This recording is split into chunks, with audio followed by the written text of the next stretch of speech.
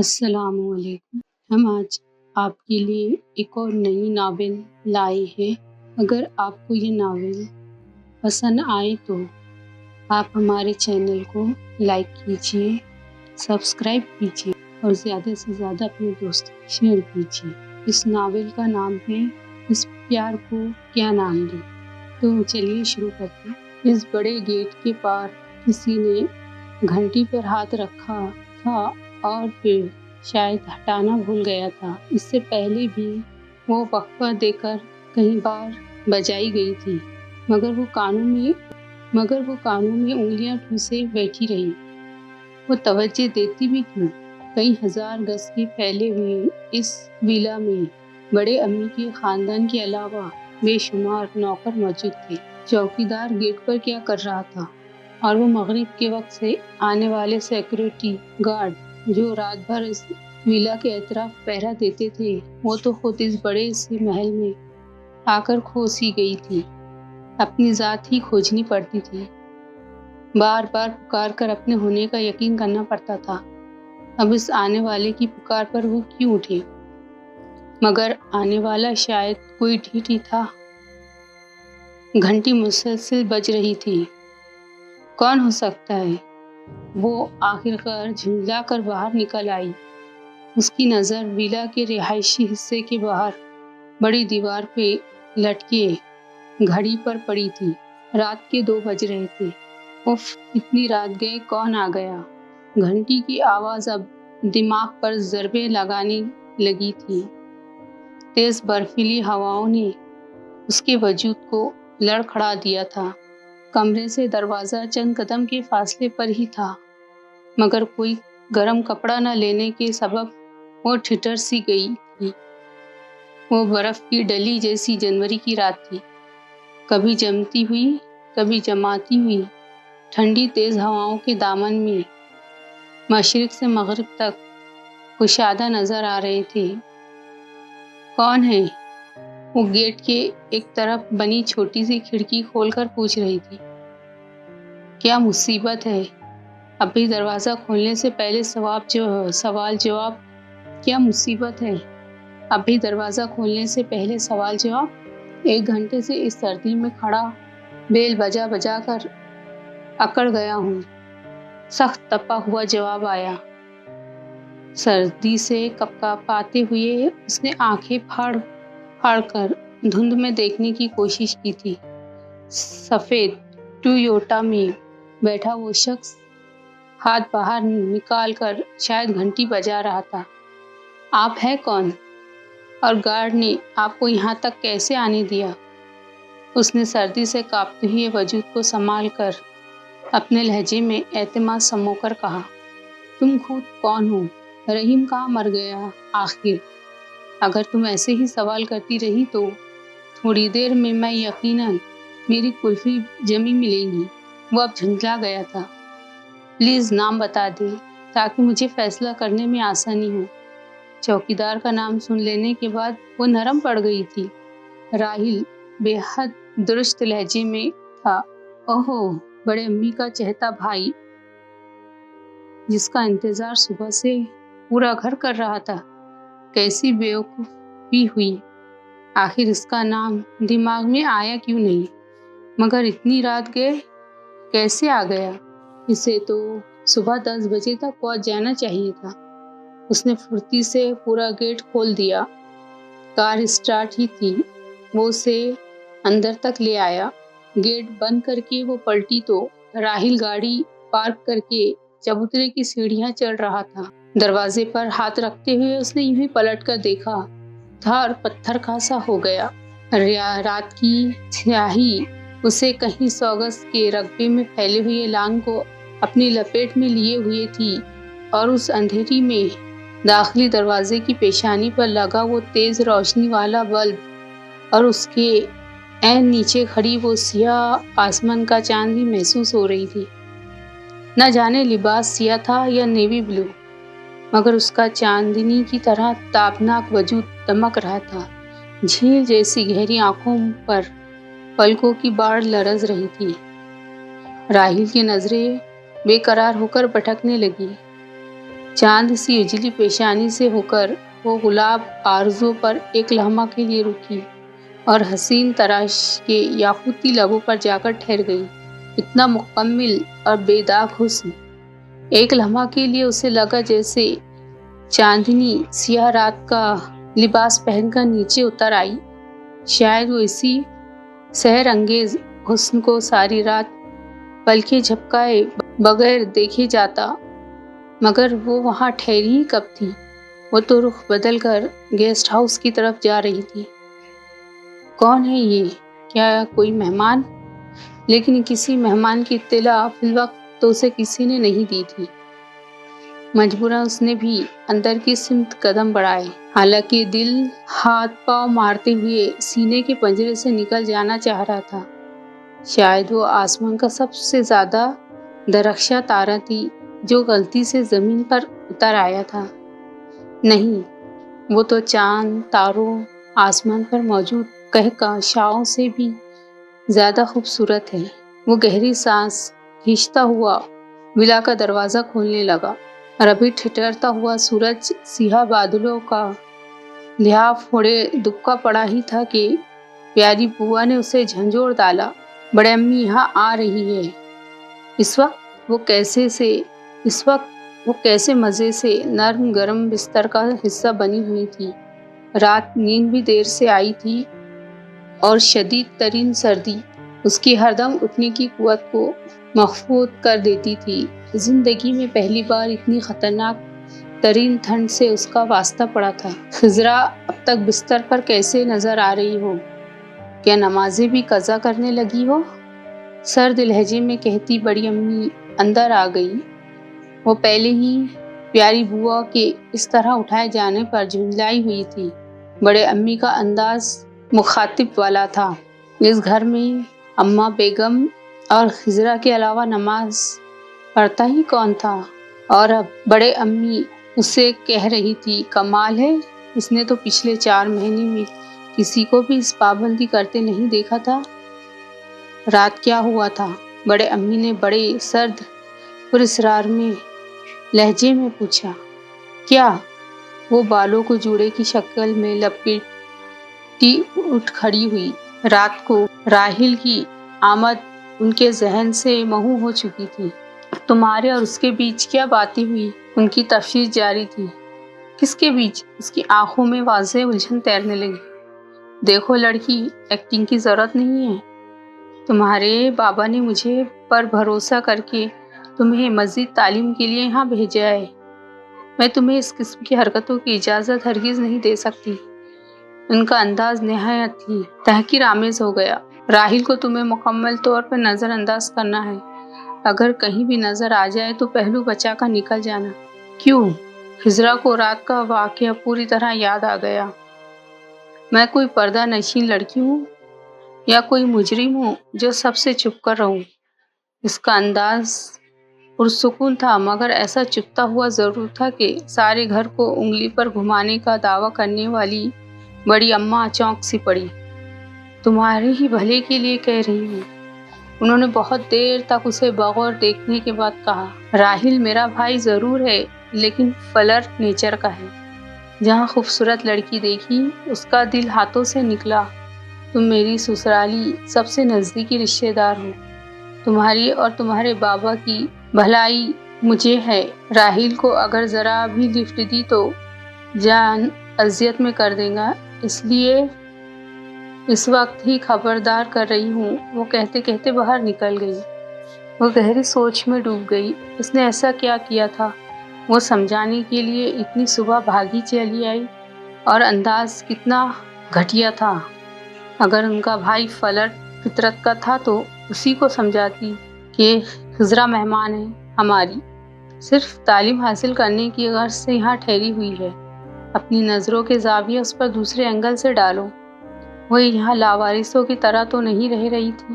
اس کے بابا ایک بھاری بھرکم رقم خرچ کر کے خضرا کا یہاں ایڈمیشن کرا کے گئے تھے۔ ہر ماہ بڑی اماں کے بینک میں ایک مخصوص رقم اس کی وجہ سے جمع ہو جاتی تھی۔ کیا وہ اس انداز میں بات کرنے کی حقدار تھی؟ ناراضگی، ناگواری اس کی جھیل جیسی گہری آنکھوں سے صاف جھلک رہی تھی۔ پیاری بوا ناشتہ لے آئی تو ہر بات کو پس پشت ڈال کر وہ کالج جانے کے لیے تیار ہونے لگی، اور جب ہینا کے ساتھ وین میں آ کر بیٹھی تو ایک بار پھر راہل پر نظر پڑی تھی۔ وہ سامنے لان میں جاگنگ کر رہا تھا۔ ان دونوں کو وین میں جاتا دیکھ کر الوداعی انداز میں ہاتھ ہلایا اور آگے کی سمت دوڑ لگا دی۔ صورت سے تو ہرگز نہیں لگتا کہ وہ کوئی فلرٹی قسم کا ہوگا، کتنی صاف شفاف سی مسکراہٹ ہے اس کی۔ خیر مجھے کیا، یہ اطلاع اس کی بڑی بہن نے دی ہے، صحیح ہی ہوگی۔ کس گہری سوچ میں ہو کزن؟ ہینا 4 سال چھوٹی ہونے کے باوجود بالکل برابر والوں کی طرح اس کے ساتھ پیش آتی تھی۔ سیما اور آصف نہیں جا رہے کالج؟ وہ دماغ سے اس موضوع کو ہٹانے کی کوشش کرنے لگی۔ نہیں، چندا ماما کے آنے کی خوشی میں چھٹی مار گئے ہیں۔ میں بھی نہ جاتی، ماما آج 6 مہینے بعد آئے ہیں، مگر کیا کروں، پریکٹیکل ٹیسٹ ہے نا۔ چندا ماما؟ تم تینوں چندا ماما کیوں کہتے ہو؟ وہ یوں ہی پوچھ بیٹھی۔ ارے وہ ہے ہی اتنے خوبصورت، اتنے گریٹ کہ چندا ماما کے علاوہ اور کوئی نام اس ذہن میں نہیں آتا۔ ویسے نانی انہیں میرا چندا کہہ کر پکارا کرتی تھی، ہم نے چندا ماما کر دیا۔ ہینا ایسے ہی ہجرا کو اپنے گھر کے بارے میں معلومات دیا کرتی تھی۔ ہجرا کو اپنی یہ تایا زاد بہت پسند تھی، پرخلوص، بولڈ اور حق بات کہنے والی۔ سنا ہے رات بڑے رومانٹک انداز میں تمہاری چندا ماما سے ملاقات ہوئی، وہ دھیمے سے کہہ کر ہنسی۔ بکواس نہیں، وہ ایک دم بھڑک اٹھی۔ مجھے پتا ہوتا کہ اتنی سی بات کا اتنا افسانہ بن جائے گا تو میں آئس کریم بننے دیتی تمہارے ماما کو، لیکن گیٹ نہ کھولتی۔ ہینا میری سمجھ میں آج تک تمہاری امی نہیں آئی، اس اتنی سی بات پر امی نہیں آئی، نہ ٹینشن، اور دوسروں کو کرنے کی کیا ضرورت تھی؟ وہ ہینا سے اتنے سے عرصے میں اتنی فری ہو گئی تھی کہ وہ دونوں اور موضوع پر بات کر لیتی۔ کچھ نہیں، وہ دراصل تمہارے اس کافر حسن سے خوفزدہ ہے، وہ شرارت آمیز لہجے میں کہہ کر ہنسی۔ کیا مطلب؟ وہ کچھ اور الجھ گئی۔ ڈرائیور کی موجودگی کا خیال کر کے وہ دونوں انگلش میں ہی بات کر رہی تھی۔ اوکے، میرا تو اسکول آ گیا۔ ہینا اسکول کے گیٹ پر اترتے ہوئے بولی۔ یہ ہینا کیا کہہ گئی؟ ڈرائیور گاڑی ریورس کر کے اس کے کالج کی جانب موڑ رہا تھا۔ وہ تو نئے سرے سے فکر میں ڈوب گئی۔ بڑے امی اگر اس کے حسن سے خوفزدہ ہوتی تو پہلے تو انہیں اپنے بیٹے آصف کا خیال آنا چاہیے تھا، آخر کو وہ دن رات اس کے ساتھ تھا۔ پہلے تو انہوں نے ایسی ہدایت کبھی جاری نہیں کی، آخر اب راہل کے آنے پر ہی کیوں وہ بیدار ہوئی ہے؟ اس کا مطلب یقیناً ان کا بھائی کیریکٹر لیس شخص ہے۔ وہ خیالات کے دھاروں میں بہتی، کبھی ڈوبتی، کبھی ابھرتی، آخرکار نتیجے کے ساتھ ساحل پر پہنچ ہی گئی۔ 3 بجے کلاسز ختم ہوئی تو وہ ہر قسم کی آزاد پہنچانے والی سوچوں سے نجات حاصل کر چکی تھی۔ کالج کے گیٹ پر وین کے انتظار میں تیسری بار اس نے سڑک کا دور دور تک جائزہ لیا۔ تب ہینا دور کسی کار کی کھڑکی پر آدھی لٹکی ہوئی پرجوش انداز میں ہاتھ ہلاتی نظر آئی۔ یہ ہینا وین کے بجائے کس کی کار میں بیٹھ گئی؟ اسے زیادہ دیر سوچنے کا موقع نہیں ملا۔ سفید ٹویوٹا اور راہل کو جلدی ہی پہچان گئی تھی۔ چاکلیٹ کلر کی پینٹ اور لائم کلر کی شرٹ میں واقعی سب سے منفرد اور خوبصورت لگ رہا تھا۔ اس نے اب ذرا غور سے دیکھا تھا، اس میں آخر ایسا کیا تھا کہ بڑی امی فاصلہ رکھنے کا حکم دے گئی تھی؟ اجلی پیشانی، آنکھیں اتنی شفاف جیسے شیشے کی ہو، ناک بالکل سیدھی اور کھڑی جو اس کو بے نیاز ظاہر کرتی تھی۔ ڈیئر کزن، اب جلدی سے آ جاؤ، مجھے زور کی بھوک لگی ہے اور چندا ماما بڑی مشکل سے قابو میں آئے ہیں۔ ہینا پچھلی سیٹ سے کود کر اتری تھی اور اس کا ہاتھ کھینچ کر لے جانے لگی۔ ادھر وہ کار کو اسٹارٹ چھوڑ کر باہر نکل آیا تھا، آنکھوں میں کچھ اس درجے شوق اور وارفتگی تھی کہ ہجرا کو ان سحر انگیز آنکھوں سے نظریں ہٹانی دو بھر ہو گئی۔ وہ بے ساختہ گنگنایا اور ایک جھٹکے سے ہوش کی دنیا میں آ گئی۔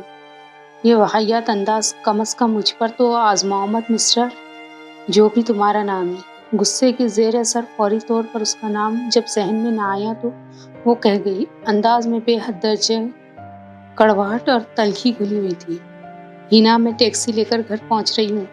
वो दूसरे ही लम्हे उन दोनों की परवाह किए बगैर टैक्सी को रोक रही थी। क्या कोई बेटी अपने बाप से इतनी मोहब्बत कर सकती है जितनी वो अपने बाबा से करती है?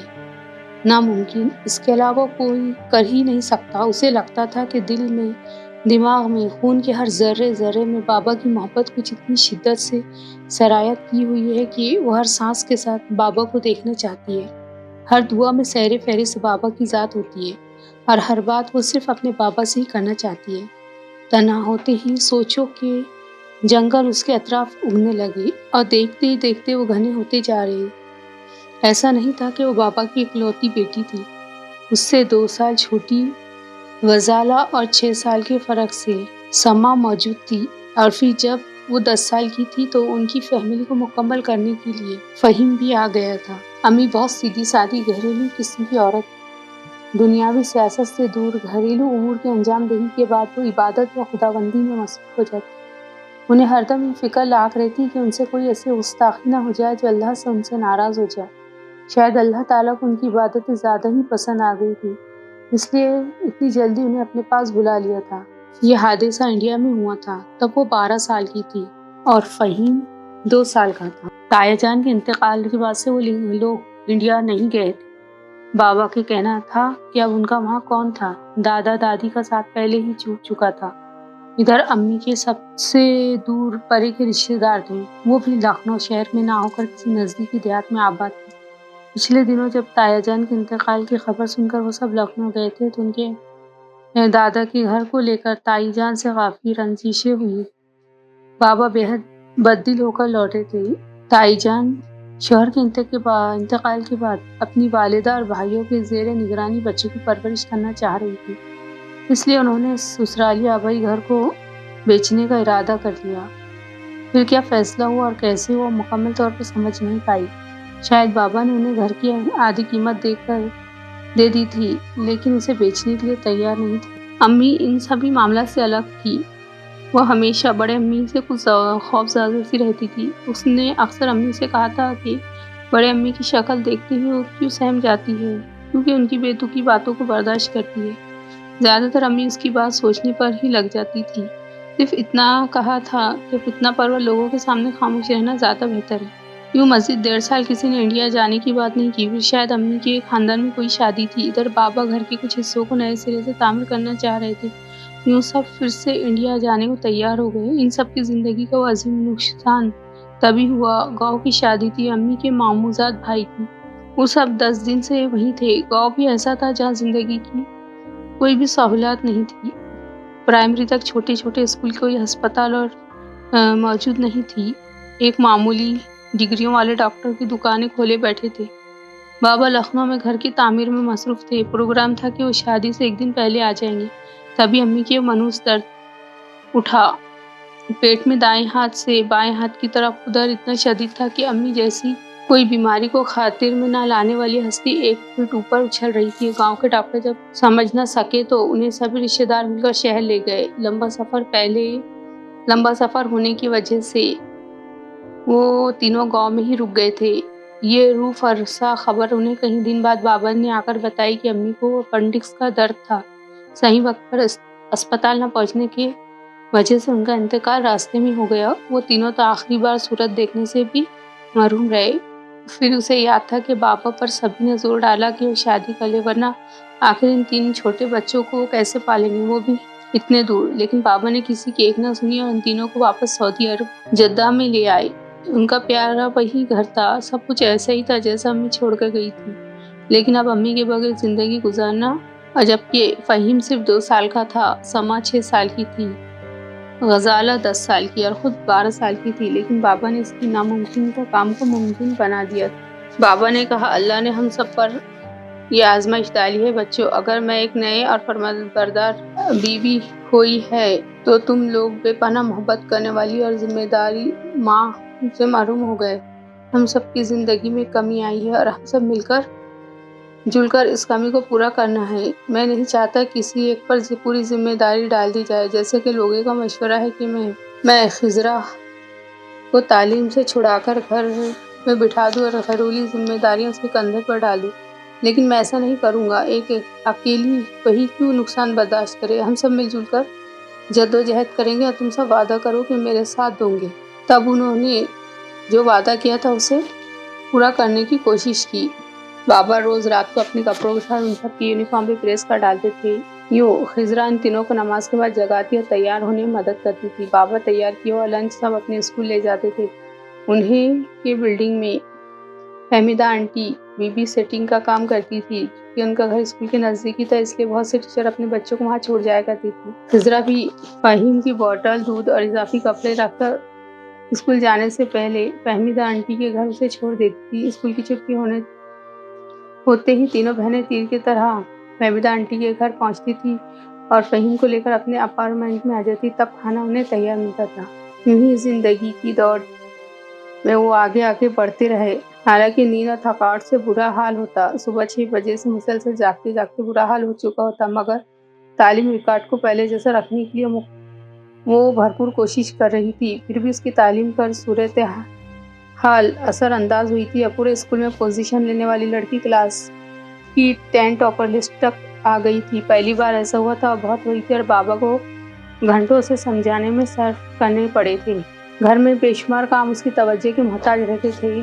ابھی کلاس تک آتے آتے خضرا نے رات کے کھانے کی ڈیوٹی سنبھالی، اسکول یونیفارم پریس کرنے کی ذمہ داری غزالہ نے اور فہیم کو پڑھانے کی ذمہ داری سنبھالی۔ یوں بابا کا کام اب آسان ہو گیا تھا۔ خضرا نے 12ویں جماعت کا امتحان کامرس اور کمپیوٹر کے ساتھ نہایت شاندار انداز میں دیا۔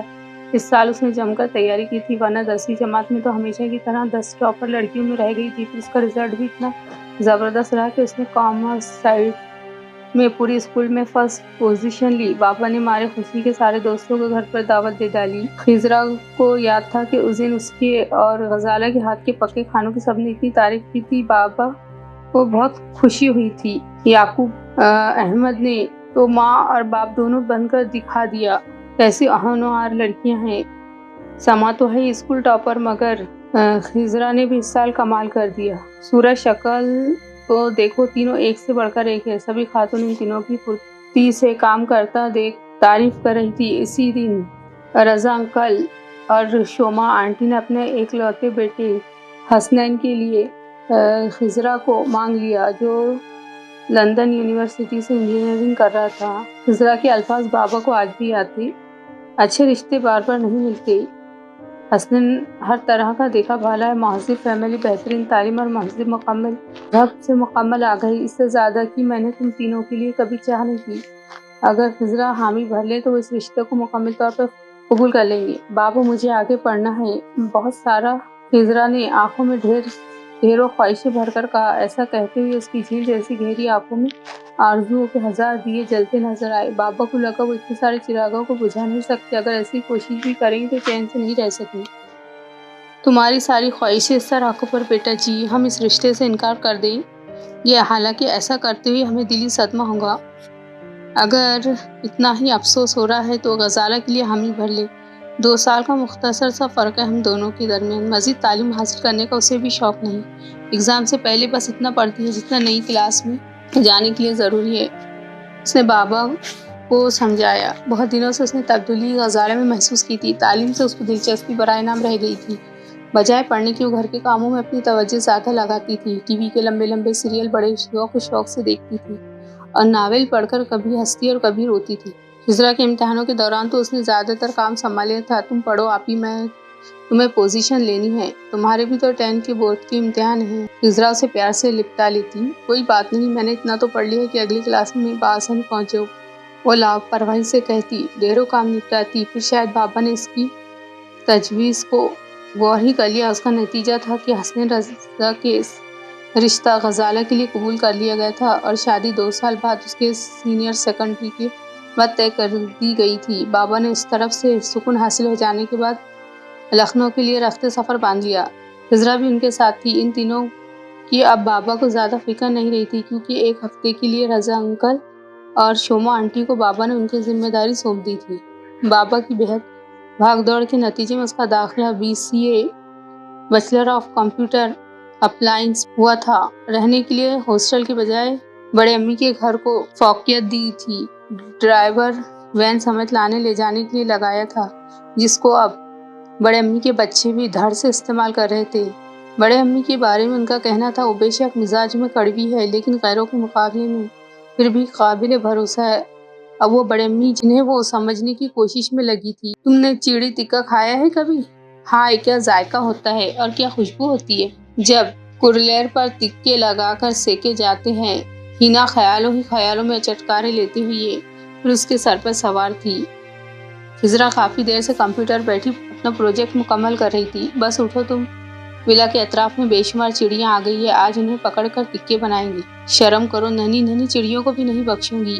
خضرا کے ہاتھ بہت تیزی کے ساتھ کی بورڈ پر چل رہے تھے۔ ارے یہ چڑیا ذرا بڑے سائز کی ہے، بٹیر کی برابر ہے، آس پاس کے علاقوں سے اڑ کر اس موسم میں آ جاتی، تم ذرا کھا کر تو دیکھو۔ سیما اور آصف کو لے جاؤ ڈیئر، مجھے اب چیٹ باکس پر جانا ہے۔ غزالہ اور سما انتظار کر رہی ہوں گی، وہ نرم لہجے میں کہتی، بدستور اپنے کام میں مصروف ہے۔ نہیں لے جا سکتی نا، امی اور نانی بیگم اور سیما تینوں چندا ماما کے لیے ایک لڑکی دیکھنے گئے ہیں۔ آصف ٹیوشن سینٹر گیا ہے۔ بس اٹھو اب تم، پلیز بور مت کرو، ان چڑیوں کو پکڑنے کا میں نے ایک شاندار آئیڈیا بھی سوچ لیا ہے۔ وہ خضرا کے ہاتھ سے ماؤس چھین کر کمپیوٹر کو شٹ ڈاؤن کرنے لگی۔ ایک منٹ، پروگرام کو سیو تو کر دوں۔ خضرا نے دوبارہ اس کے ہاتھ سے کمپیوٹر ماؤس لے لیا تھا، جانتی تھی کہ اب وہ پیچھا چھوڑنے والی نہیں ہے۔ پھر دونوں نے ساتھ ہی ولا کے باہر کا رخ کیا تھا۔ دور دور تک باغات بکھرے ہوئے تھے، اندرا نگر کالونی، یہ پورا علاقہ ہینا کے نانا جان نے شہر سے ذرا دور ہٹ کر خریدا تھا۔ ولا بنانے کے بعد ان کا پروگرام یہاں پر ہاسپٹل یا کالج بنانے کا تھا، لیکن زندگی نے مہلت نہ دی۔ ہینا کے ماموں نے باہمی صلاح مشورے سے فی الحال ان زمینوں پر مختلف قسم کے باغ لگا دیے تھے۔ جہاں ان کے علاقے کی حد ختم ہوتی وہاں پر باؤنڈری وال بنا کر حفاظتی عملہ رکھا گیا تھا تاکہ مکمل طور پر تحفظ حاصل رہے۔ ہینا کے دو بڑے ماموں احتشام اور ذیشان کی رہائش لکھنؤ سے آدھا گھنٹے کے فاصلے پر بارہ بنکی شہر میں تھی۔ بزنس کی دنیا میں ان لوگوں کا بڑا نام تھا۔ مہینے میں 2 بار آ کر وہ لوگ بڑی اماں اور اپنی والدہ اماں بیگم کے حضور حاضری دیتے، نہایت پابندی سے آتے، نہایت مؤدب، لیکن جا و جلال ان کے چہرے سے ٹپک پڑتا۔ ان سب کی فیملیز کو خضرا نے اب تک نہیں دیکھا تھا، جبکہ ہینا اپنے کزن اور ماموں ممانیوں کے قصے اکثر سنایا کرتی تھی۔ اتنے بڑے ولا کو چھوڑ کر وہ لوگ بارہ بنکی میں کیوں رہائش پذیر ہے؟ کیوں ممانی لوگ اپنے بچوں کے ساتھ لے کر اس گھر میں نہیں آتی؟ خضرا نے اکثر سوچا، لیکن پوچھا کسی سے نہیں تھا۔ وجہ صرف اتنی تھی کہ وہ دوسروں کے معاملے میں دخل اندازی کی قائل نہیں تھی۔ دیکھو وہ رہی چڑیاں گنوں کی فصل کے پاس، جوار کی دال لگی ہے، وہ اس میں نظر آ رہی ہے۔ ہینا تیز نظروں سے انہیں ڈھونڈ نکالا تھا۔ اس نے ملازموں کے سر پر رکھے بڑے سے طبق کو نیچے رکھوا دیا، اس میں پھرتی سے دانہ ڈالا اور اس کا ڈھکنا اٹھا کر کھڑا کیا۔ اس میں اب لمبی ڈوری باندھ رہی تھی۔ یہ کیا کر رہی ہو؟ خضرا نے پوچھا۔ جال لگا دو، کل صبح تک پھنس جائیں گی۔ اتنا انتظار کون کرے گا؟ مجھے بس آج چڑی تکے کھانے ہیں۔ بوڑھی مگن سے اس ڈوری کو دور لے جا رہی تھی۔ اب چڑیاں جیسے اس برتن میں آ کر دانہ کھائیں گی، ہم ڈوری کھینچ لیں گے۔ خضرا آپی پلیز آپ یہاں آ کر بیٹھ جائیے، جیسے ہی چڑیوں کی تعداد برتن میں زیادہ ہو جائے ڈوری کھینچ دے، تمام چڑیا اس قید میں ہو جائے۔ جب اتنا سارا کام کر ہی لیا ہے تو یہ کام بھی خود ہی انجام دے لو، میں تو بھٹے کے مچان پر چڑھوں گی۔ وہ بھٹو اور گنوں کے کھیت کو پر مسرت انداز میں دیکھتی ہوئی بولی۔ کیا؟ ہینا نے ایک چیخ ماری تھی۔ اس پر چڑھ گئی تو میری ساری چڑیا اڑ جائے گی۔ آپ بس یہیں بیٹھیے، میرے اندر ذرا صبر کا مادہ کم ہے۔ دوسرے آپ کا لباس بھی سبز ہے، چڑیاں بآسانی دھوکہ کھا جائیں گی۔ اتنے میں تالاب میں فشنگ کے لیے ڈوری فٹ کر کے آتی ہوں، اگر چڑیاں بدقسمتی سے نہ پھنسی تو فش ہی فرائی کر کے کھا لیں گے۔ یعنی آج تم کچھ نہ کچھ پکڑ کر کھاؤں گی ضرور۔ وہ درختوں کی لمبی لمبی ٹہنیاں توڑنے لگی۔ گھاس میں چھپنے کے بعد اس نے ان ٹہنیوں کو اپنے اوپر پھیلا لیا۔ اسے بھی اب اس کام میں مزہ آنے لگا۔ ادھر ہینا تالاب کی طرف دوڑ گئی۔ یہ تالاب بھی قدرتی نہیں تھا، نینا کے بڑے ماموں احتشام نے اسے مصنوعی طور پر بنوا کر مچھلیاں ڈلوا دی تھی۔ سیزن پر انہیں نکال کر جب مارکیٹ لے جایا جاتا تو ہزاروں کا منافع دیتی تھی۔ گھاس میں چھپے چھپے اور چپکے چپکے چڑیوں کے انتظار میں برتن کو تکتے کافی دیر گزر گئی۔ دوپہر کے 3 بج رہے تھے۔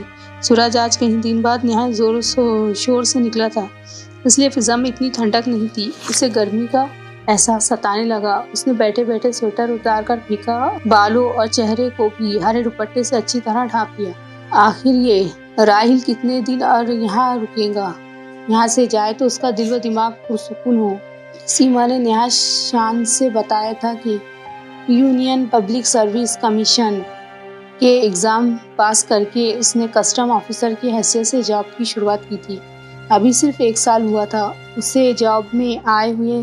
ہینا بتاتی تھی کہ وہ جب بھی آتا تھا ڈھیروں سامان ان سب کے لیے لے کر آتا تھا۔ اب ہر دم اس کی شادی کے لیے نئی نئی لڑکیاں دیکھی جا رہی تھی۔ اسے خیالات کا سلسلہ ایک دم روکنا پڑا۔ چڑیوں کے پرے برتن میں اتر رہے تھے۔ اسے لگا جیسے خون گردش اچانک تیز ہو گئی۔ یہ ہینا کہاں رہ گئی؟ اس نے گھبرا کر ہینا کو ڈھونڈنے کی کوشش کی۔ لگتا ہے اس کے کانٹے میں مچھلیاں پھنس گئی ہے۔ چلو میں ان چڑیوں کو پکڑنے کی کوشش کرتی ہوں۔ اسے اپنی مچھلیوں میں مصروف رہنے دو۔ وہ دھڑکتے دل اور خوشی کی کیفیت میں ڈوبی ان چڑیوں کو برتن میں بیٹھتے اور دانا کھاتا دیکھتی رہی۔ پھر یہ یقین کر لینے کے بعد کہ سارا برتن پرندوں سے بھر گیا ہے، اس نے ڈوری کھینچ لی۔ یہ سارا اپنا ہی علاقہ تھا، اس لیے ڈر خوف کی کوئی بات نہیں تھی۔ یہاں جتنے لوگ کام کرتے نظر آ رہے تھے یہ سارے اجرت پر کام کرنے والے مزدور اور کسان تھے جو اس خاندان کی طرف سے تعینات کیے گئے تھے۔ ٹن ڈھکنا ایک تیز آواز کے ساتھ گرا۔ واو، کیا اسٹائل ہے ان پرندوں کو پکڑنے کا! وہ منڈیر سے ادا تھا۔ راحل یہاں کہاں سے آ گیا؟ نہ جانے کب سے یہ سب کرتے دیکھ رہا ہوگا۔ وہ تیزی سے گھاس پر سے اٹھ کھڑی ہوئی۔ اس کی پوزیشن بہت آکورڈ ہو گئی۔ تمام لباس پر جگہ جگہ چپکی گھاس اور دوپٹے سے الجھی درخت کی ٹہنیاں وہ تیزی کے ساتھ ان سب کو اپنے لباس سے لحاظہ کرنے لگی۔ تب سر پر جمایا ہوا آنچل ڈھلک کر گھونگھٹ کی شکل اختیار کر گیا۔ سخت نروس ہو کر اس نے سبز آنچل کو اوپر اٹھایا اور جھنجھلائی ہوئی نظروں سے راحل کو دیکھا۔ وہ بے پناہ شوق آنکھوں میں سموئے اسے دیکھ رہا تھا۔ کسی کو چپکے تاکنا سخت بدتمیزی ہے، وہ گررائی۔ کسی کو نہ، لیکن سبز پتوں میں مہکی کلی کو ہر کوئی ٹھٹک کر دیکھتا ہے۔ وہ اس کی بات کو یکسر نظر انداز کر کے مسکرائے۔ شٹ، فلرٹی کہیں کا! غصے میں بھری باقی شدہ گھاس کے تنکوں کو جھاڑنے کا خیال چھوڑ کر پلٹی اور تالاب کی طرف چل دی۔ ہینا کہاں مچھلیاں پکڑے کلکاریاں مار رہی تھی۔ ارے دیکھو کزن، آج کتنی جلدی میں نے اتنی ساری فش پکڑ لی۔ وہ چڑیاں ہاتھ نہیں آئی کیا؟ اس کے خالی ہاتھ اور ناراض چہرے کو دیکھ کر یہی سمجھی۔ نہیں، بے شمار پکڑ میں آئی ہیں۔ وہ چپ سی تالاب کے کنارے ابھرے ایک پتھر پر جا کر بیٹھ گئی۔ 2 شفاف آنکھیں بار بار تصور میں آ کر دل و دماغ کو مسترف کر رہی تھی۔ تھینکس کرو میرا، میں ان سب برڈز کو یہیں اٹھا لایا ہوں۔ ہینا چلو آؤ اور ان کو ذبح کرانے میں میری مدد کرو۔ راحل اس بڑے برتن کو اٹھا کر وہیں لے آیا تھا۔ اف، یہاں بھی آ گیا۔ ان پر فریب آنکھوں سے ٹکراؤ اب وہ کرنا ہی نہیں چاہتی تھی۔ بے چین سی وہ پھر اٹھ کھڑی ہوئی۔ ارے رکیے نا، آپ کہاں چلی؟ ہینا اپنی ڈوری سمیٹے ہوئے راحل کی طرف جاتے جاتے رک کر بولی، سوری، میں یہ روح فرسا منظر اپنی آنکھوں سے نہیں دیکھ سکتی۔ وہ سیدھی چلی گئی اور سانس لیا تھا اپنے کمرے میں جا کر۔ سنو، اب بس رک جاؤ، تم تھکتی نہیں ہو؟ مگر مجھ سے اب چلا نہیں جاتا۔ ایک لوتی ہوں اپنے ماں باپ کی، بہت لاڈ میں پلی ہوں، بہت نازک اسمارٹ سی بریرہ، بس تھوڑی کتابیں اور خریدنی ہے، اس کے بعد چلتے ہیں گھر کی سمت۔ حضرا نے اسے تسلی دی۔ پورے سال میں صرف یہی ایک دوست اس کی بنی تھی۔ کتابیں بعد میں خرید لیں گے، پہلے کچھ کھا لیا جائے۔ دیکھو سامنے والے ریسٹورینٹ میں شورما نامی سینڈوچ کی بڑی دھوم ہے، ایک بار کھاؤں گی تو ہر ذائقہ بھول جاؤں گی۔ پھر مجبوراً ہی وہ اس چمکتے دمکتے ریسٹورینٹ میں داخل ہوئی تھی۔ شام کے سائے بڑی تیزی سے دن کی روشنی میں گم ہو رہے تھے۔ شاپنگ کرتے کرتے انہیں تقریباً 3 گھنٹے ہو چکے تھے۔ وہ دونوں تیسری بار خریداری کے لیے نکلی تھی۔ غزالہ اور سما کی فرمائشیں ختم ہونے میں نہیں آ رہی تھی۔ وہ خود بھی جدہ جاتے ہوئے کچھ کم ایکسائٹیڈ نہیں تھی۔ تقریباً 10 مہینے کے بعد اس کی پرسوں واپسی تھی۔ مجھے کوئی خاص بھوک نہیں ہے، وہ گول میز کے اطراف بیٹھی ہوئی بولی۔ کسی میٹل کی بنی ہوئی ہو کیا؟ بھوک پروف بریرہ نے کونے کی سیٹ پکڑی تھی، جبکہ وہ نہایت احتیاط سے سارے شاپرز ایک طرف رکھنے میں لگی تھی۔ ریسٹورینٹ حالانکہ نیا بنا تھا لیکن رش بے پناہ تھا۔ کاؤنٹر پر جا کر ٹوکن لے کر سینڈوچ بنوانے پڑ رہے تھے۔ بریرہ نے اسی سے دوڑ لگا دی تھی۔ وہ تھکن اپنی وجود میں پھیلتی محسوس کرنے لگی۔ ایک تو چلنے کی عادت یوں بھی نہیں تھی۔ جدہ میں ہمیشہ بابا کی کار شاپنگ سینٹر کے سامنے اترتی تھی۔ ایک ہی جگہ ضرورت کی ہر چیز دستیاب، جبکہ یہاں ایک چیز خریدنے کے لیے شہر کے ایک کونے میں جانا پڑتا تھا تو دوسری چیز خریدنے کے لیے دوسرے کونے میں۔ اس نے رسٹ واچ پر نظر ڈالی۔ بڑے امی دیر ہو جانے کے سبب آج پھر کڑوی کسیلی ذو معنی باتیں کریں گی، اور غزالہ اور خضرا کا پارا ان کی باتوں کو سن سن کر ہائی ہوگا۔ وہ سوچوں کے علاوہ میں دہکنے لگی۔ شروع دنوں سے ہی ان کا رویہ خشک اور سرد تھا، خاص کر راحیل کے آنے پر تو وہ عجیب و غریب رویہ اپنا لیتی تھی۔ جیسے ہی اس کے آنے کی خبر ملتی وہ اسے گیسٹ ہاؤس میں شفٹ کر دیتی تھی۔ اس کے جانے کے بعد پھر سارا سامان اندرونی کمرے میں پہنچایا جاتا۔ اتنا سارا سامان کمپیوٹر سمیت اٹھانا ان کی تو صرف زبان ہلتی تھی، اور مشقت کرتے تھے گھر کے ملازم اور وہ خود۔ سیٹنگ کرنے میں ہی سارا دن لگ جاتا تھا، اور پھر ذہنی اذیت اور بے عزتی الگ۔ دوبارہ ایسا ہوا تو تیسری بار وہ ان سے بے خوف وقت کہہ گئی، نہیں بڑے امی، گیسٹ ہاؤس میں ٹھیک ہے، میں یہاں پر بار بار جگہ تبدیلی سے عجیب سا محسوس کرتی ہوں، کئی دن تک نیند نہیں آتی۔ جواب میں انہوں نے عجیب سی شک بھری نظروں سے اسے گھورا تھا۔ نہ جانے کیسی فطرت تھی ان کی، ہر بات کو منفی انداز سے لیتی تھی، لہجہ اور تاثرات کو کرخ ہی رہتے، مقابل کو بولنے ہی نہیں دیتی تھی۔ جب کبھی خاموش بھی ہوتی تو بھی نرمی چہرے پر ڈھونڈنے سے نہ ملتی تھی، بلکہ آنکھوں کی صفائی سامنے والے کو خوفزدہ ہی رکھتی تھی۔ گھر ہو یا باہر، ہمیشہ بے حد قیمتی لباس اور بے قیمت جوہرات جسم کی زینت ہوتے، ان سے بات کرنے والا یوں ہی مرعوب ہو جایا کرتا تھا۔ خضرا نے پہلے ہی دن ان سے دوری اختیار کر لی تھی، بے پناہ مجبوری پیش آنے پر ہی ان سے ہم کلام ہوتی تھی۔ ایسے ہی بیگانہ اور اجنبی انداز سیما کے تھے۔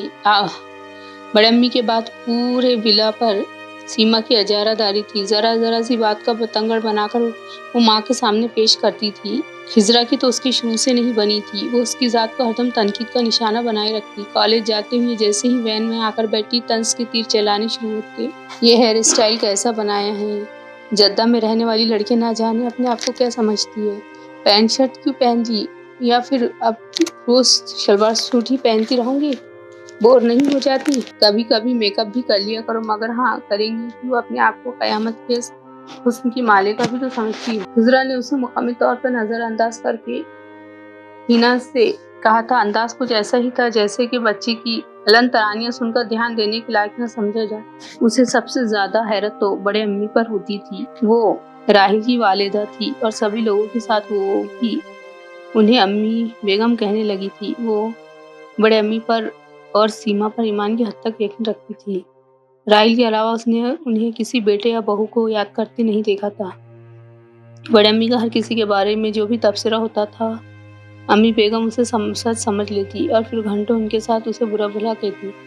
اگر بڑے امی ان کے آس پاس نہ ہوتی تو وہ یاد الہی میں مشغول رہتی۔ ہینا پرخلوص اور محبت والی ضرور تھی، مگر لا ابالی اور قدر موڑی تھی۔ کبھی کبھی تو پورے دن اس کے ساتھ گزارتی اور سارے جہاں کی باتیں اس کی گوشے گزار کرتی، کبھی پورے دن اس کے کمرے کا رخ نہ کرتی۔ خضرا نے سب طرف سے ذہن ہٹا کر اپنا دماغ مکمل طور پر پڑھائی کی طرف لگا لیا تھا۔ بابا نے چلتے وقت سمجھایا تھا کہ اس وقت تک برداشت کرو جب تک تمہاری دماغی قوت اجازت دیتی ہو، جب انہونی لگے تو برداشت کا ساتھ چھوڑ دو۔ اور اس کی نظر بہرحال یہ انہونی نہیں تھی۔ اپنوں سے دور غیروں کی بھی زندگی گزارنی آسان تو نہیں تھی۔ اس نے پریشان نہ ہونے دیا۔ سینڈوچ کھاؤ، کیا سوچ رہی ہو؟ برینا نے شورما اس کے سامنے رکھتے ہوئے 2 چٹنیوں کے چھوٹے چھوٹے پاؤچ کھولے۔ واہ، تل کی چٹنی ہے اور دوسری ٹماٹر کی اور ہرے دھنیے کی، مسالوں سے بھرپور سینڈوچ اتنا ٹیسٹی ہے کہ میرا دل چاہتا ہے کہ 3-4 کھا لوں۔ گفتگو کے دوران بھی وہ مسلسل کھانے میں مصروف تھی۔ میرے لیے کوئی نئی چیز نہیں ہے، خضرا نے سینڈوچ کھول کر چٹنی اس میں ڈالتے ہوئے کہا۔ اپنی سینڈوچ کھانے کے دوران ہی اس کی نظر سامنے دروازے پڑی تھی۔ بلیک پینٹ اور گرے شرٹ میں وہ راحیل ہی تھا۔ پیچھے پیچھے ہینا، سیما اور آصف آ رہے تھے۔ یہ کب آیا؟ اس کے آنے کی تو اسے فوراً ہی خبر ہو جاتی تھی، کیونکہ اس کا داخلہ اندرونی حصے میں روک دیا جاتا تھا۔ تینوں وقت کا کھانا ناشتہ اپنے کمرے میں ملنے لگتا تھا۔ اس کے کالج آنے جانے کے اوقات پر حیرت انگیز طور پر بڑے امی موجود ہوتی تھی۔ بظاہر تو خدا حافظ ہی کہا جاتا، لیکن اب وہ اتنی ننھی بچی نہیں تھی کہ نہ سمجھتی کہ یہ الوداعی کلمہ صرف راحیل کی موجودگی میں ہی کیوں ادا کیے جاتے ہیں۔ وہ صرف انہیں لمحات میں تو کمرے سے باہر نکلتی۔ پھر اسے پچھلے دنوں بیوٹی سیلون میں راحیل سے اپنی ملاقات یاد آ گئی۔ وہ नाज ब्यूटी पार्लर से वैक्सीन करा कर निकल रही थी, जबकि वो अपनी सफेद कार में बाहर बैठा न जाने किसका इंतजार कर रहा था। उसे देखा तो एकदम खुल सा गया। ओह, मैं यहाँ सख्त बोर हो रहा था। मैमुना भाभी मुझे जबरदस्ती पकड़ के ले आई और कितने घंटों से अंदर जाकर गायब हो गए। आप आइए कार में, भाभी के साथ साथ आपको भी ड्रॉप कर दूंगा। वो उसे दरख्वास्त कर रहा था, मगर वो बड़ी नफ़रत से आगे बढ़ गई। ना जाने किसको लेकर घूम रहा है, हो ना हो और रिश्ता भी जोड़ लिया। भाभी का ऑटो में बैठी हुई गैर इरादी तौर पर उसकी नज़र राहिल की जानिब उठी थी। बेशुमार जज्बात से उसके चेहरे पर खुले नजर आए। हैरानी लिए सुर्ख चेहरे को उसने दूसरी जानिब अचानक ही फेर लिया था। ना जाने क्यों नाइंसाफी का एहसास उसके दिल में उतरने लगा। अरे, रेस्टोरेंट में दाखिल होते ही हिना ने शोर मचाया था और उसकी तरफ तीर की तरह लपकी थी। डियर कजिन मौजूद है यहाँ, चलो चंदा मामा वहीं बैठते हैं। वो चारों जब उसकी तरफ आने लगी तो खिजरा सोचो कि अलाव को जल्दी जल्दी बुझाना पड़ा। मैं ज़रा मम्मी डैडी के लिए भी पैक करा लूँ, बस 2 मिनट और इंतज़ार करें, बरीरा कहते हुए काउंटर की तरफ जा रही थी। वो सब टेबल पे पहुंच गए। मजबूरन खिजरा को तारुफ का मरहला निभाना पड़ा। राहिल का तारुफ कराते हुए लबों में थोड़ी सी लर्जिश हुई थी, हल्का सा चेहरे का रंग बदला था, अतः भी बड़ी मायने खैस और जानदार मुस्कुराहट राहिल के लबों पर आ गई। आप लोग प्लीज बैठिए, मैं ऑर्डर देकर आती हूँ। बरीरा खड़ी तो हुई थी, पर्स उठाकर चलने लगी तो राहिल ने एक लम्हा की ताखीर किए बगैर उसे रोक दिया। आसिफ, तुम जाओ और सबके लिए सैंडविच बनाकर लाओ। थैंक्स, हम लोग खा चुके, अब सिर्फ बरीरा मम्मी डैडी के लिए पिक करा रही है, हिजरा ने अपने आप को संभाल कर कहा। कोई बात नहीं मिस बरीरा, इदरीस आप तशरीफ रखिए। आसिफ मजेदार सैंडविच लेकर पैक करा कर लाएगा। वो उसे एक बड़ा सा नोट निकालकर आसिफ को दे रहा था। शीशे में जैसी शफाफ आंखों में बदस्तूर नरमी और शाइस्तगी थी। आसिफ के जाने के बाद वो सब फर्दन बातें करने लगा। हिजरा ही उसकी तरफ मुतवज्जे न हुई। उसकी नजरों में अजीब सी अपनायत और खुलूस की चाशनी सी महसूस हुई। आसिफ सैंडविच ले आया। उसकी मौजूदगी में तीनों मौजूद थे, यहाँ तक कि कैची की तरह चलने वाली सीमा की जबान भी एकदम खामोश थी। काफी देर वो लोग बैठे रहे। आप लोगों को मैं ड्रॉप कर दूंगा, यह गाड़ी है आपके पास? उठने से पहले उसे अचानक ख्याल आया तो बरीरा से पूछ बैठा। अरे, हमारे पास कहाँ से कार आई? ऑटो से आए थे, प्लीज आप ही ड्रॉप कर दे।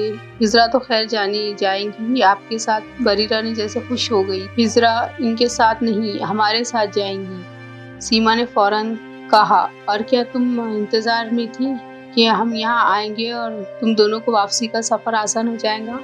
सीमा इन दोनों के साथ चलते हुए निस्बतन धीमी आवाज से कह रही थी, लेकिन लहजा सरासर मजाक उड़ाने वाला था। हिजरा भड़क कर जवाब दे ही देती, लेकिन इससे पहले ही राहिल ने उसे झड़क दिया। वो दोनों हमारी मेहमान है, तुम्हारे अंदाज से मेजबानी क्या हुई? कार के अंदर बैठे हुए उसने काफी सख्त अंदाज में सीमा को घूरा। सॉरी चंदा मामा, मैं तो मजाक कर रही थी, वो नहायत चापलूसाना अंदाज में कह रही थी। हिजरा को एक खुशगवार हैरत ने आ गिरा। नहायत संजीदगी से कार ड्राइवर करता हुआ पिछले दिनों से कितना मुख्तलिफ लग रहा था। उसके वजूद में कहीं आलूदगी होगी, ये यकीन करने को राजी नहीं। सुनो, ये तुम्हारा कजिन कितना शानदार है, बरीरा उसे बस चुपके चुपके उसके कान में कहने लगी। वो जवाब देने की पोजीशन में नहीं थी, इसलिए सिर्फ उसे घूर कर रह गई। सुबह हैरत अंगेज तौर पर उसे नाश्ते की टेबल ये सबके साथ बुलाया गया। मई की शुरुआत थी, मगर गर्मी तेज रफ्तारी से सफर करती हुई आगे बढ़ती जा रही थी। उसने मौसम की मुनासिबत से सफ़ेद कॉटन का चूड़ीदार पैजामा और कुर्ता ज़िप तन किया था। बाल गालिबन गीले थे, इसलिए वो खुले रह गए थे। इसे लंबे कद और मौजूद जिस्म पर हर लिबास सच जाता था। मामूल से मामूली लिबास भी उसके पहन ही कीमती महसूस होने लगता था। बरीरा का कहना था, वो अगर मॉडलिंग शुरू कर दे तो पूरे मुल्क में तहलका मच जाए। वो बड़ी सी टेबल के अतराफ सबके नज़दीक जाकर बैठ गई तो राहिल ने पहली बार उस बात पर गौर किया कि उसने ना तो कोई मेकअप कर रखा था, ना कोई ज्वेलरी पहन रखी थी। फिर भी उसका ताज़ा चेहरा खिलते हुए गुलाबी शादाबिया को शर्मा रहा था। न जाने कौन खुश नसीब है जिससे यह मंसूब है। रात में भी तो आपा ने उसे सुनाई थी और बिल्कुल खामोश सा होकर रह गया था। ना जाने कौन खुश नसीब है जिससे ये मंसूब है। रात ही तो ये खबर आपा बेगम ने उसे सुनाई थी और वो बिल्कुल खामोश सा होकर रह गया था। अपने हुस्न पर नाज है, इसे किसी को अहमियत देने को तैयार ही नहीं। सीमा ने मजीद उसे बताया था और उसने पिछले वाक़े के पेश नज़र यकीन कर लिया। اس نے ایک نظر اس پر ڈال کر اپنا دھیان آپا بیگم کی طرف لگایا۔ وہ بھائی پر صدقے واری ہو تو یہ ہر چیز اپنے ہاتھ سے پیش کر رہی تھی۔ کل شام اچانک چلے آئے اور رات کو کچھ کھایا بھی نہیں، اس لیے میں آج ناشتے پر اتنا اہتمام کر رکھا ہے۔ خضرا کے لیے ان کا روپ بالکل نیا تھا۔ اس نے انہیں ہمیشہ ایک جابر حکمراں کی حیثیت سے دیکھا تھا، ہر ایک پر حکم چلانے، اپنی بات منوانے۔ راہیل کے سامنے کیسی یہ منظر بدل گیا تھا۔ پیٹھ پیچھے اس کی برائی کرنے والی بڑی اماں سب کے سامنے کتنی خوشامد بھر انداز اپنا رہی تھی، حالانکہ باقی دونوں بھائیوں احتشام بھائی اور ذیشان بھائی کے ساتھ ان کا رویہ نہایت ہی حکم بھرا اور نہایت آہت آمیز ہوتا تھا۔ وہ لوگ بارہ بنکی سے مہینے بھر بعد ہی آتے تھے، مگر انہیں کوئی پذیرائی نہ ملتی۔ بھلا بھائیوں کے بیچ ایک ایسا فرق تھا۔ شاید راہیل زیادہ لاڈلے ہوں آپا بیگم کے، اس نے سوچنا چاہا، لیکن دل اس نکتے پر نہ ٹک سکا۔ محبت کرنے والی بہنیں تو بھائیوں کے ہر عیب چھپا لیتی۔ یہ کیسی بہن تھی؟ راہیل کی شکل مسخ کر کے اس کے سامنے پیش کر رہی تھی۔ آخر کیا فائدہ تھا انہیں ایسا کرنے میں؟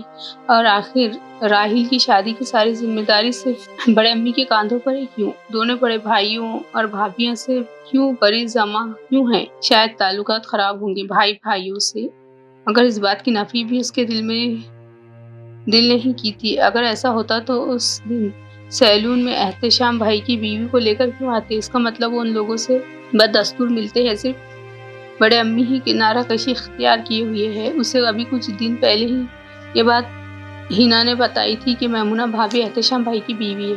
آج سورج سوا نیزے پر کیوں ہے؟ وہ آپا بیگم کی طرف اشارہ کرتے ہوئے بائیسیکل اٹھانے لگی۔ جن لوگوں کے گھر میں ماما کی شادی کے سلسلے میں چکر لگائے جا رہے تھے، آج انہوں نے انکار کرتے ہوئے خاصی سنا ڈالی بڑی امی کو۔ بس اسی کا صدمہ ہم سب کی ننھی جانوں پر اتار رہی ہے، ہینا شوق انداز میں بتا رہی تھی۔ انکار کی کوئی وجہ بتائی؟ دونوں نے اپنی اپنی سائیکل باغت کی روش پر ڈال دی تھی۔ جولائی کا مہنے والا مہینہ شروع ہو چکا تھا۔ آسمان کالے کالے بادلوں سے ڈھکا ہوا تھا۔ تیز ہوا شوخی سے پھولوں کو چھیڑتی گزر رہی تھی۔ امی کو لڑکی ذرا بہنگی محسوس ہوئی، حالانکہ ہم سب سمجھا کر تھک گئے کہ لڑکی کی آنکھیں نہایت ہی خوبصورت اور چہرے کے لیے نہایت موزوں ہیں، مگر ان کی یہی ضد ہے۔ آخر کا رشتہ ختم ہو گیا۔ میرے پیچھے بھی تو تم بتا رہی تھی کہ 2 رشتے طے ہوتے انہوں نے توڑ دیے، اسرا نے فکر مندی سے کہا۔ ہاں، ایک خاندان والے نہایت ہی وزادار قسم کے تھے، لڑکی کو چندہ ماما دکھانے پر راضی نہ ہوئی، بس اسی بات پر رشتہ ختم۔ دوسرے خاندان کے لوگ اتنے روشن خیال تھے کہ باقاعدہ دونوں کی کہیں ملاقاتیں کرا کے رشتہ طے کرانے کی فکر میں تھے۔ آپا بیگم کو یہ انداز بھی پسند نہ آیا۔ یوں آخر مراحل میں داخل ہوتے رشتے بھی ختم ہو گئے۔ اور یہ کوئی نئی اور عجیب بات نہیں ہے ہمارے گھر کے لیے۔ 2 سال سے امی اور سیما ہر طرح کی لڑکیوں کو رد کرتی آ رہی ہے۔ آج پہلی بار ناراض ہو کر اس دوسری پارٹی کو لوگوں نے رشتہ توڑ دیا تو امی کو غصہ میں آگ بگولا ہو رہی ہے۔ ویسے چندہ ماما کی شادی آپا بیگم کے پلان میں شامل ہی نہیں، یوں وہ کہہ کر شوخی سے ہنسی۔ خضرا کو نئی سوچ دے گئی۔ اگر شامل نہیں ہے تو لڑکیاں دیکھنے کا سلسلہ کیوں؟ دونوں نے سائیکل سے ایک چکر لگا کر واپسی کا ارادہ کیا۔ دکھاوا بھی ضروری ہے، سمجھا کیجیے نا۔ ہینا نے یوں ہی منہ پھٹ کی۔ کسی کے بارے میں کچھ بھی آسانی سے کہہ جانا اس کے لیے ذرا بھی مشکل نہیں تھا۔ امی بیگم اکثر اس سے ناراض رہتی تھی۔ دونوں واپس آئی تو موسم کی مناسبت سے سب لان میں کرسیاں ڈالے بیٹھے تھے، مگر ان سب میں راہیل شامل نہیں تھا، بلکہ جب سے وہ جدہ سے واپس آئی تھی اس کو دیکھا ہی نہیں تھا۔ 1.5 مہینہ جدہ میں کیسا اچھا گزرا، گھر کو دیکھ کر دل خوش ہو گیا تھا۔ تمہارا کزن راہیل یقین جانو دل و دماغ پر چھا گیا۔ سوچا زیادہ پاگل بننے کی بجائے سیدھے اسے حال دل سنا دیا جائے۔ بس کر لیا تمہارے گھر فون، اور اتفاق دیکھو اس سے بات بھی ہو گئی۔ پھر خضرا کا دل سر پیٹنے کو چاہا۔ پھر کیا یار، بہت ہی شریف اور بندہ ہے، فوراً معذرت کر لی۔ یہ کہہ کر اس مزاج کا بندہ نہیں، اس کے ذہن میں جو پارٹنر کا تصور ہے کم از کم مجھ سے بالکل مختلف ہے۔ الٹا مجھے کافی سمجھایا کہ میں فی الحال ایسی باتوں کی طرف دماغ لگانے کی بجائے اسٹڈی پر دھیان دوں۔ نہایت ہی شائستگی سے بات کر کے اس نے فون رکھ دیا۔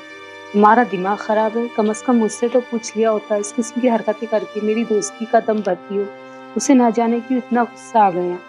راہیل کو کوئی پسند کرے، پھر اس سے عشق کا اظہار کرے، یہ کیفیت دل میں تپش سے پیدا کرے۔ دیکھو تم ناراض نہ ہو، بریرہ نے کہا۔ میں نے کیا برا کیا، اطمینان ہی تو کر لیا، اب میرے دل میں اس کی ذرا गुंजाइश नहीं है। मेरे मामू के बेटे का प्रपोजल आया है और मैंने मम्मी से उसके लिए ओके भी कर दिया। देखो मैं हर बात क्लियर करने की आदी हूँ। अब अच्छी चीज़ तो सभी को अच्छी लगती है ना, मगर सच है बहुत नेक और सीधा, वरना आजकल तो अगर लड़की खुद आगे बढ़कर बेबाकी से मोहब्बत का इजहार करे तो लड़के कहाँ शराफत दिखाते। ये बात मेरी मोटी अकल अब आई है। न जाने क्या कहकर उसे समझा रही थी, मगर हिजरा का दिमाग एक ही नुक्ते पर अटक गया। क्या एक पलटती शख्स ऐसे कयामत है जो उससे यूं आसानी से किनारा कशी इख्तियार कर सकता है। अचानक ही अपने अंदर उसने बेपनाह इत्मीनान को उतरते देखा। बड़े अम्मी ने यकीनन गलत बयानी की थी। रूह से हिना से की अपनी गुफ्तगू याद आई। आखिर बड़े अम्मी राहिल की शादी के लिए रिश्ता जोड़ने का सिलसिला कब तक जारी रखेंगी। इस शादी के नाम पर कितना खर्चा उस बेचारे का किराया जाता था। हर किसी का नया लिबास तैयार होता था जब वो लोग किसी नए घर में लड़की देखने के लिए जाते थे। बिजनेस का जो हिस्सा राहिल के नाम का था वो भी बड़े अम्मी ही लेकर अपने पास रखती थी। इसकी सैलरी का बेशतर हिस्सा भी उन्हीं के पेट में जाता था। जाहिर है हमें तो उसकी शादी के खिलाफ ही होना चाहिए। बड़ी बहन का फर्ज शायद कोई अहमियत नहीं रखता था। आगे का पार्ट अगले वीडियो में, तो इंतजार कीजिए आप।